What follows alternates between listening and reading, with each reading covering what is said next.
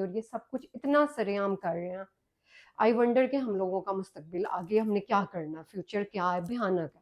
ठीक ठीक ठीक। और सेकंड जो था। सेकेंडली जो एलबीजीटी है वो तो क़यामत की निशानी है, जो सीधी बात है। कौमे लूत वाली हरकतें अगर शुरू हो गई हैं, उसमें भी अगेन दो चीजें आती हैं। हम्म एक तो इट इज अ फैशन। हम्म ज्यादातर लोग जो हैं, जरूरी नहीं कि उनको साइकोलॉजिकल इश्यूज हों। हम्म अब कुछ ऐसे सीन हैं, बल्कि तीन कहेंगे, एक साइकोलॉजिकल, फिजिकल भी इसमें आ जाता है। जो फैशन वाले हैं उनको तो किसी खाते में नहीं हम डालते हैं, वो तो एज ए फैशन कर रहे हैं, हम्म वो तो क़यामत की निशानियों को पूरा कर रहे हैं। बाकी दो केसेस में अगर ये साइकोलॉजिकल है तो वो फिर हार्मोनल चेंजेस की वजह हम्म से है।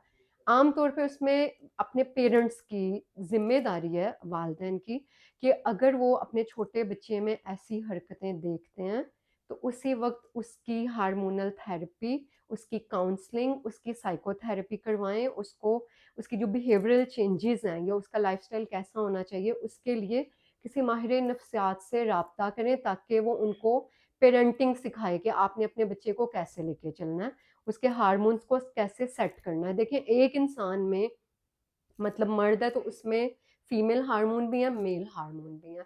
अगर आप मर्द हैं तो आप में मेल हार्मोन ज्यादा है, टेस्टोस्टेरोन लेवल ज्यादा है। मैं फीमेल हूं तो प्रोगेस्टेरोन हार्मोन हार्मोन ज्यादा है।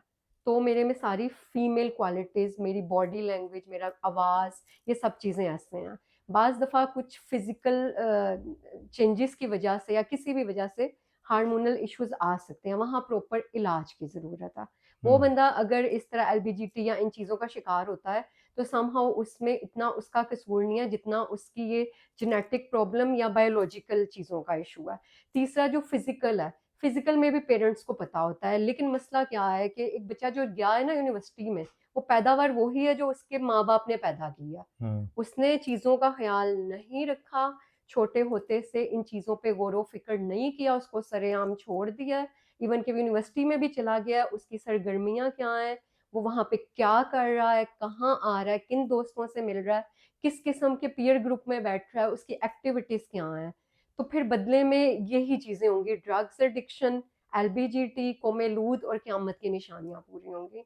तो ये हमारी जिम्मेदारी है कि उन चीजों को, मतलब छोटे होते अगर पेरेंट्स को पता चल गया तो उसे छुपाएं नहीं, उसका इलाज करवाएं। या हम्म तो वो छुपा लेते हैं कि ओहो ये तो कोई शर्मनाक बात है, बल्कि बास केसेस मेरे पास इस तरह के भी आए हैं कि शादी हो गई है लड़की की, और शादी के बाद लड़की को पता चला है कि उसका जो शौहर है वो गे है, हम्म और वहां पर उस लड़की की तो बर्बादी। अब इस तरह के कुछ लोग अगर मेरे पास आ जाते हैं, वहां पर माँ बाप उसे ये कहेंगे नहीं तूने यहीं पे रहना है, वहां यहाँ से तेरा जनाजा ही निकलना चाहिए। हम्म मेरा सवाल ये है कि उस लड़की का क्या कसूर है कि वो सारी उम्र एक ऐसे बंदे के साथ जिंदगी गुजारे जो ना मर्द है ना औरत।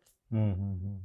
तो ये वो वाली माशरे के ना सूर हैं कि जिनको या हम दबाना चाहते हैं या जिनसे हम उस दर देखना ही नहीं चाहते हैं, हम हम्म मुंह इधर रखना चाहते हैं जैसे वो हैं ही नहीं। तो हम्म। फिर नई नस्ल क्या तैयार होगी? सही। हम यही चीजें तैयार करेंगे जो हम कर रहे हैं।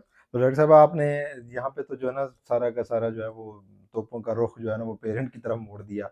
आपने बरी जमा कर दिया जो इस चीज़ में, जैसे मैंने आपसे सवाल किया था कि ये ज़्यादा इशू कुछ जो है ना फॉर द सेक ऑफ, जैसे आपने कहा एलजीबीटी या ये for the sake of fashion भी कर रहे हैं बिल्कुल स्टूडेंट्स जो ऐसा है ही ना, है। तो वो आप सारी की सारी चीज़ें आपने कहा जी नहीं, इसमें। टोटल तोपों का रुख तोड़ने मोड़ने का मकसद नहीं है।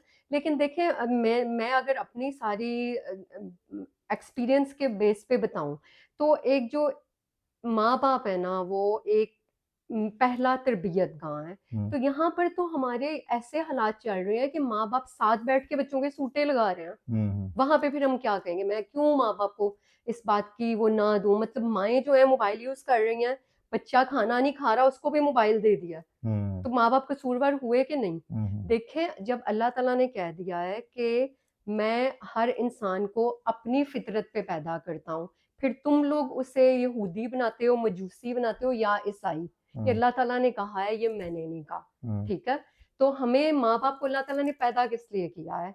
अब माँ बाप ने अगर अपना 100% रोल प्ले कर दिया है, जो उसके ऊपर एक बहुत बड़ी जिम्मेदारी है, अल्लाह ताला ने उसकी गोद में एक पूरी इंसानियत डाली है। हम्म ठीक है? वो अगर माओ ने और बापों ने अपनी वो जिम्मेदारी पूरी नहीं की, 100% तोपों का रुख माँ बाप की तरफ है, हम्म बच्चे का कसूर नहीं है। वो वही एक आउटकम है जो हम्म माँ बाप ने उससे सारी उम्र या उस पे बहुत सख्ती की है या उस पे ध्यान ही नहीं दिया या परवाह ही नहीं की या वो खुद इमोरल एक्टिविटीज में बिजी था, तो बच्चा भी वैसा ही निकलेगा। हुँ। अगर माँ बाप ने अपनी 100% तरबियत की है, अपना बेहतरीन दिया है, फिर भी बच्चा इस तरफ जाता है, फिर वो जवाब देगा हुँ, और वो हुँ। कम है। सही, सही। यहाँ पे ज़्यादातर आप देखें ना कि आजकल के बच्चे जब कल को आजकल की जो जनरेशन है वो माँ-बाप बनेगी, वो किस किस्म का माँ-बाप होगी? हुँ। तो ये हम जनरेशन टू जनरेशन शिफ्ट कर रहे हैं। ठीक, ठीक। तो वो लिमिटेड लोग हैं कि जिनका वो फिर आज़माइश वाला केस आ जाता है कि बेहतरीन माँ-बाप ने तरबियत कर दी, हुँ। तो भी कोई एक आधा पीस अगर खराब निकल आता है, तो वो एक आज़माइश है। हुँ, हुँ। लेकिन यहाँ पर इस वक़्त पूरे की पूरी पिक्चर ही और है। सही है। तो इसलिए मजबूरी है कि हर माँ-बाप को ये सोचना चाहिए, आज की डेट में सोचना चाहिए, बच्चा अगर 10-10 घंटे कमरे में है, रात को कितने बजे सो रहा है, वो अपने मोबाइल पे क्या देख रहा है। हुँ, हुँ। माना कि एडल्ट हो गए हैं, आप उनके ऊपर इतनी ज़्यादा रिस्ट्रिक्शन नहीं लगा सकते हैं, लेकिन ये स्लो प्रोसेस है। हुँ। अगर छोटे होते से आपने ये चीज़ें की हुई हैं, तो फिर बड़ा होके भी वो आपका ओबीडिएंट रहेगा। ठीक, अगर ठीक। छोटे होते से आप लोगों की टॉक्सिसिटी है, आप एक-दूसरे को तमीज़ से बात नहीं कर रहे हैं, माँ-बाप भी बच्चे को रिस्पेक्ट देंगे तो रिस्पेक्ट लेंगे। ठीक है। सो माँ-बाप के बहुत ज़्यादा हकूक हैं, हुँ, हुँ। लेकिन उनके फ़राइज़ उससे भी ज़्यादा हैं। ठीक है। उनकी गोद में